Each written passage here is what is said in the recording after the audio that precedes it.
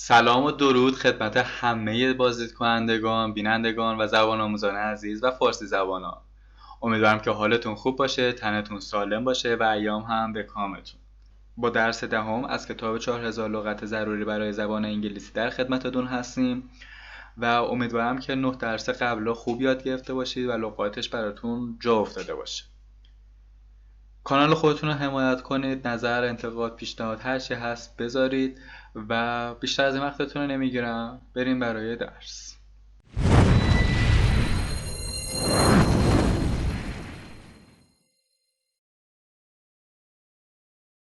Citizen.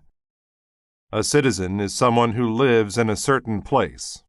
اسم هست به معنی شهرنشین، تبعه، شهروند، شهری. Carlos was born in Spain. He is a Spanish citizen. کارلوس در اسپانیا به دنیا آمد. او یک شهروند اسپانیاییه. Council. A council is a group of people who run a city or town. اسم هست به معنی شورا، مجلس، انجمن، جلسه. The council met to discuss the new laws for the city. شورا تشکیل جلسه داد تا قوانین جدید شهر را مورد بحث و بررسی قرار بده. Declare. To declare is to say something officially. فعل هست معنی اعلام کردن، اعلان کردن، اظهار کردن، ابراز کردن، گفتن. I declared my love for him. من عشقم را نسبت به او ابراز کردم. Enormous. Enormous people or things are very large. صفت هست به معنی بزرگ، عظیم، عظیم الجثه، فراوان. My dog looks enormous next to yours. سگ من در کنار سگ تو خیلی بزرگ به نظر میرسه. Extraordinary. Extraordinary things are amazing.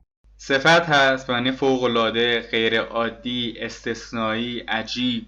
The fireman who rescued the girl was extraordinary. آتش‌نشانی که دختر را نجات داد فوق‌العاده بود، غیر عادی بود. Fog. Fog is a thick cloud that is near the ground or water. اسم هست معنی مه، ابر، تیرگی، مه گرفتگی. I did not want to drive in the thick fog. من نمیخواستم در مه غلیظ رانندگی کنم. Funeral. A funeral is a ceremony that takes place after a person dies. اسم هست معنی تشییع جنازه، کفن و دفن، خاکسپاری. They had a funeral for the soldier who died during the war. آنها برای سربازی که طی جنگ کشته شده بود مراسم تشییع جنازه برگزار کردند. Giant. Giant means very big. صفت هست به معنی غولاسا، غول‌پیکر، عظیم الجثه، خیلی بزرگ. The giant truck got in my way. کامیون بزرگی در سر راه هم قرار گرفت. Impression. An impression is the way of thinking about someone or something. اسم هست معنی اثر، نقش، تأثیر، برداشت، عقیده، نظر. Most people's first impression of Dr. Gianni is that he is mean. نخستین برداشت اکثر مردم در مورد دکتر جیانی اینه که او آدم خسیسیه. Intention. An intention is what a person plans to do. اسم هست معنی قصد، نیت، مقصود، هدف. Do you have good intentions? آیا شما نیت خوبی داری؟ Mad. A mad person or animal is angry. صفت هست معنی دیوانه، مجنون، شیفته. Mother got mad when I didn't listen to her. وقتی به حرف مادرم گوش ندادم او عصبانی شد یا او دیوانه شد. Ought. If you ought to do an action, it is the right thing to do. باید، بایست، بایستی. I ought to take my library books back. من باید کتاب‌های کتابخانه را پس بدم. Resist. To resist something is to fight against it. فعل هست معنی ایستادگی کردن، مقاومت کردن، مخالفت کردن، جلوگیری کردن.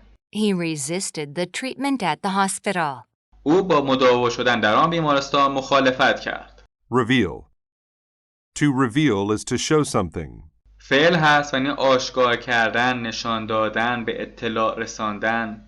I will reveal where I hid the candy bar. من جایی که آب نبات را مخفی کردم نشان خواهم داد. Rid. To rid is to make a place free from something or someone. فعل هست معنی خلاص کردن، نجات دادن. We rid our home of mice by using traps. ما خانه ایمان را با استفاده از تله ها از شر موش ها خلاص کردیم. Sword. A sword is a long, sharp weapon. اسب هست یعنی شمشیر. They used to use swords in battles in ancient times. در زمانهای باستان آنها از شمشیر استفاده می کردند. Tale. A tale is a story. اسب هست یعنی قصه، داستان، حکایت. She told her two friends about the wild tale of her day. او راجع به قصه طوفانی روز خود برای دو دوستش تعریف کرد. Trap. To trap people or animals is to capture them so they cannot get away. فعل هست یعنی گیر انداختن، حبس کردن، به تله انداختن. We trapped butterflies in a net. ما پروانه ها رو در تور به دام انداختیم. Trial. A trial is the way a court discovers if a person is guilty or innocent. اسب هست یعنی محاکمه کردن، دادرسی، دادگاه، آزمایش. He went on trial for robbing the bank. او برای سرقت از بانک محاکمه شد. Violent. A violent person or animal uses force to hurt others. صفت هست یعنی خشن، خشونت‌آمیز، تند، شدید. The man was put into jail because he was violent. آن مرد به زندان افتاد زیرا شرور بود. امیدوارم که خوشتون اومده باشه. به قسمت بعدی و ریدینگ این بخش میریم. Blackbeard. A long time ago, Blackbeard was one of the most violent pirates ever. He was also an enormous man. سالها پیش ریش سیاه یکی از خشن‌ترین دزدان دریایی تاکنون بود. او همچنین مرد غول‌پیکری بود. One day, there was a thick fog over the water. Blackbeard did an extraordinary thing. یک روز مه غلیظی روی آب را گرفته بود. ریش سیاه یک کار خارق‌العاده انجام داد. With his sword in his belt, he attacked several giant ships near a town and took some of the town's citizens. با شمشیری که به کمر داشت به چند کشتی بزرگ که نزدیک یک شهر بود حمله کرد و چند تا از شهروندان آنجا را با خود برد. Then he revealed his intentions.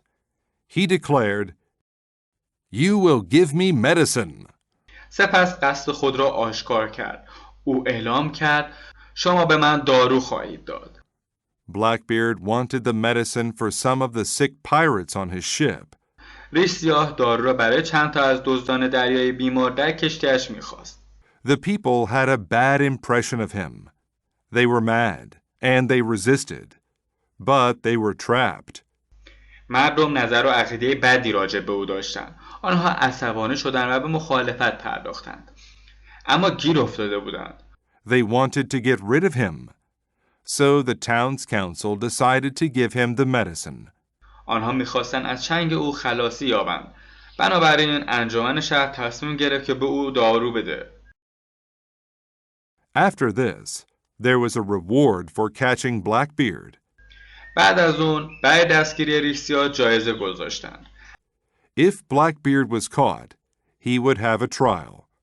He didn't want to go to jail, so he quit being a pirate. اگر ریش سیاه دستگیر میشد محاکمه میشد. او دلش نمیخواست به زندان بره. بنابراین از اینکه دزد دریایی باشه دست کشید. Blackbeard became a fisherman, but he ought to have stayed on land. The Royal Navy was still looking for him. ریش سیاه ماهیگیر شد.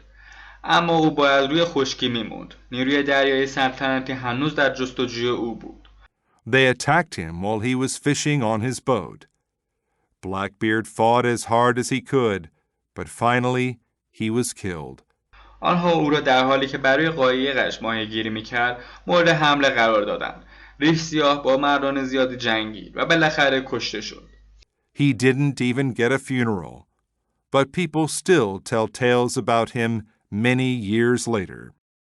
حتی مراسم تشییع جنازه نیز نداشت. اما مردم هنوز بعد از سالهای بسیار راجع به او قصه های تعریف میکنند. دوستان گرامی، اینم از داستان ریش سیاه. امیدوارم که خوشتون اومده باشه و لذت برده باشید. از این 20 لغت هم خوب استفاده بکنید و به کارتون اومده باشه. تا درس 11 و جلسه بعدی شما رو به خدا میسپارم. خدا نگهدارتون.